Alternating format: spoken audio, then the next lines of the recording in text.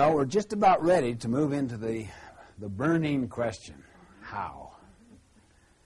But let me just give a couple of real strong convictions. Then we'll go into the how, and then we'll look at some problems and really test how practical this is. And that's where I think we're going to get some real questions and comments, because it is not that easy. We'll look at this diagram again. Only this diagram has principles at the center. Here's my conviction. I believe that you will have more of every good thing when principles are at the center. I believe you will have more of your family, that you'll be more open to them, and they'll be more open to you. They'll think aloud in your presence because you're soft and you're safe. I think you'll have more of your work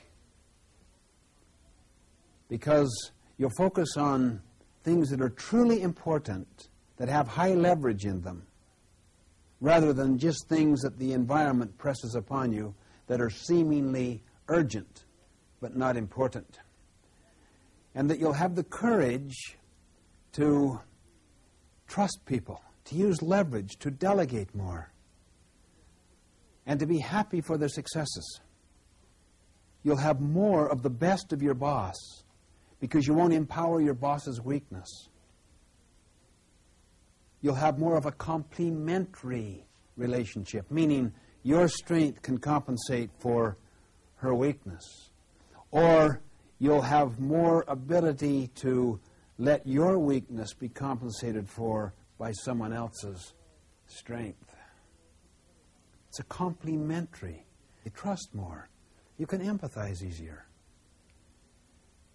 And you can synergize and produce solutions that both parties feel better about. You'll just be much more effective in the work. I think you'll have more friends. True friends. Friends that are loyal and to whom you are loyal. And you care about them, and you care about their children, and you care about your friends' friends. And you help young people be brought into your family circle, particularly those that come out of shame-based homes and identities that are utterly dysfunctional and need someone that will take an interest, not just today and now, but for the long run, and who asks questions and listens and really cultivates that relationship over the long run. I think you'll have more success in everything that happens. You'll reap more of the fruits of that success, but you'll see it all as a means to an end. You'll start to have a higher sense of stewardship about your possessions, about money, about the earth, the ecology, the environment, a sense of trusteeship, of custodianship. Why? Because you're basically at peace within yourself, and you don't need to exploit things and people. You're not always in a rush and have hurry sickness, because you're working on the fundamental things that matter most. Things which matter most must never be at the mercy of things which matter least. You have the wisdom that helps you distinguish between the two, and the courage to act on that wisdom. I'm very sincere. I'm absolutely persuaded you'll have more. I do not buy the argument that you can't be excellent in everything at all. I think that comes from someone who is centered upon a particular thing. And then I would agree with that. Because if you are centered upon your family, then you'd say, I cannot have everything else. Because after all, you only have so much time and limited resources, and there's the work over there, and there's the... You just can't do everything. Come on, you have limited time. Let's get real about this, see? I think that comes from being centered on something. You get centered on a balanced set of principles. You'll have the power to say no to the unimportant. because you have the courage to say yes to the important. And all of those things are values. The only thing up there I think you will not have more of is enemies. But you tend to not empower your enemy's weakness. You don't get into contention. You don't resist it. So you don't give a lot of energy to it. Now, to some degree, this approach represents a moral force. And I think that it will sometimes stir up resistance where people do not want that force represented. But you smile a lot. And you don't make a big deal out of it. You don't get your head into someone who's opposing you. You let them have their dues and their way in their stewardship, see? You don't overreact. You're not geared to them. If they happen to be in the audience, you don't gear your whole speech to that person's mindset. If it happens to be your member of your family, you don't have to gear the whole family culture to nurture this person that may be, say, into a very selfish stage. I think you really have more of all good things when you're principle-centered. Now that is a strong and deep conviction. You want to reason with me on it? Questions or comments? Are we saying that when we are confronted with someone that has a lot of negative energy, are we saying that sometimes it's better to sidestep it rather than confront it with positive energy? Maybe if you do confront it with positive energy, the very thing they're opposing is your positive energy. And it'll just exacerbate. It'll kind of ignite the fury inside them. But sidestep. Don't pay that much attention. You get into a large group and you have a very strong, say, dissident minority that doesn't want to be part of a responsible dialogue. Don't pay that much attention. Don't give it too much articulation opportunity. Give it its proper opportunity. Everyone should have respect, so it deserves its proper, but it shouldn't dominate. And I think that people that are principle-centered have that presence of mind. They have that cool, so they don't have to be so controlled by those things. Well, why don't we look at the how question? We've looked at the why question. Why to become principle-centered? Now, how to become principle-centered? It's a very practical, very important question. It's also important that we realize we don't try to answer that question with anything but principles. Or we'll find ourselves back into that other trap. But a lot of people don't want principles. They want specific actions and steps that they can take, because then it's easily outlined. But that violates the whole concept of empowerment and helping other people become increasingly independent. So you have to live a little with the disappointment of some people that want immediate satisfactions, immediate quick fix success formulas. They do not work. They will not work. Let me give a metaphor to illustrate. I heard this story about a speaker that used to hold up a large container. And into that container, he would put all these rocks until it went right up to the top. And then he'd say, "Is it now full?" And everyone would say, "Well, yes." But then he'd reach down in his bag of tricks and he'd pull out all these pebbles and gravel. And then he'd pour a lot of that in until it was just bulging. "Is it now full?" "Yes." And he'd reach down to his bag of tricks and he'd pull out all the sand. And he'd put that in, shake it, more sand would go in. By this time, everyone was very aware of this bag of tricks. And he said, "Is it now full?" And everyone would say, "No." And he'd pull out the water and fill it up, see.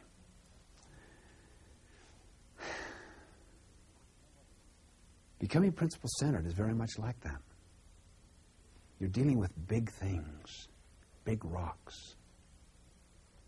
But most people have their life full of gravel and sand. It takes all the spaces. So they try to put rocks in it. And they put it in, but there's no place to put it. So instead they put it on the wall. Or they put it on some card to their desk, or their purse, or their wallet.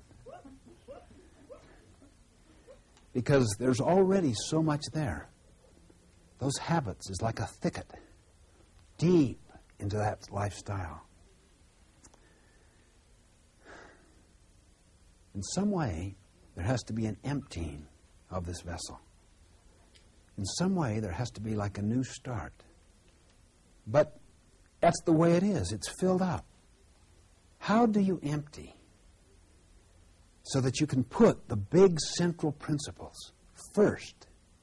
Because they're the ones that will dominate the way you think and act, and is the true source of your security, wisdom, guidance, and power, see? How do you empty it? What do you do? Well, what did this country do? That is, the United States of America do, as an illustration, when it established itself. It, too, had to form this so-called mission statement. But it had to be in the form of a constitution that was the supreme law by which everything would be governed. What did it do? It had to fight a revolutionary war. And it had to go through a very difficult and protracted and contentious at times constitutional convention. And I suggest it's an extremely powerful metaphor or an example of the same process that we must do as individuals and as families and as organizations at any level, not just the overall company or organization, but a division, a department, a work group. It requires us to really get serious about asking the questions, what is it we are about, and what are these principles that we really value, that we can share? The word culture and share are synonymous. Yes? Doesn't it have to begin, though, with a verbalization, an acceptance, and an understanding of the fact that the old centers don't work? That's what the Declaration of Independence said. Right. You know, that it reached a point where the old alliances would no longer work and small reformations were not sufficient. It took a fundamental declaration of independence and separation. And I think that if a person can come to the point where they're hurting enough by being centered on other things to where they say, I have had it. I'm not going to stand it anymore. Like some people have done when they got into a significant weight reduction. I have had it. They stood in the mirror for the last time, jumped up and down and saw everything move in so many directions. I have had it. Or they've been involved in some deteriorating relationship that nevertheless is powerfully influencing the entire culture, and they reach the point of kind of utter disgust. I have had it. I'm going to make a break. Now, many people are motivated only by the force of circumstances. If you could become an idealist enough to where you educate your conscience sufficiently on principles, it'll stir up your own internal dissidence, and the pain will be a kind of psychological, not so much a physical and social pain. It'll be kind of a spiritual pain. I'm just not at peace climbing this ladder of success and discovering it's leaning against the wrong wall. I just don't like that anymore, see? I don't want to be part of that. Or I've had it with mediocrity. I've had it with just slovenly make-do processes. Now, if they're pressed enough by, say, the international marketplace for quality and for service, then the circumstance itself drives them to this awareness. We must do something fundamental. But more mature is the person who can act based upon awareness of the principles and the idealism that it stirs inside their consciousness. I want to be better. Because what it really does is it unleashes the natural tendencies inside people toward growth, toward excellence, toward progress, toward quality. That is natural to our nature. It may not be natural to the social mirror's definition of our nature, and it may be totally acceptable out there, but it isn't in here. And the more principled you become, the less the social conscience drives you, the less you're concerned about what people think. In fact, it's very ironic. The more you care about what people think for your security, the less you can afford to care about what they think. Because where do you go and hide when you find out they don't like you? The opposite is also the case. The more you don't care about what people think for your personal security, the more you care about what people think for your effectiveness. You're very, very open, very receptive. So this whole process of a constitutional convention and a revolutionary war and the emptying out and the idealism that comes by educating your conscience, to me, is central to the how question. How do we become principle-centered? And I honestly believe it involves some sacrifices and some suffering. But in a sense, the other suffering is worse. It's like the risk of riskless living. I talked to someone the other day who said, I cannot brook this kind of lifestyle anymore. I just can't see in a decade from today being unchanged and having any sense of happiness. I cannot deal with it anymore. It's reached the point where I've got to come to grips and make some fundamental changes. But I know those changes will be painful, not painless, and that it will strike at many, many deep things. If you rip out those pebbles and that sand and try to get that in, you're ripping stuff out. So it's not that easy. The formation of a mission statement, I suggest, is one of the most practical ways. But before I go into that one, I want to start even smaller. I believe if a person will just do one simple thing on a regular basis, it makes it relatively painless. Some pain, but not too much to where it discourages them and they want to give up. Just do this. Start very small. Make and keep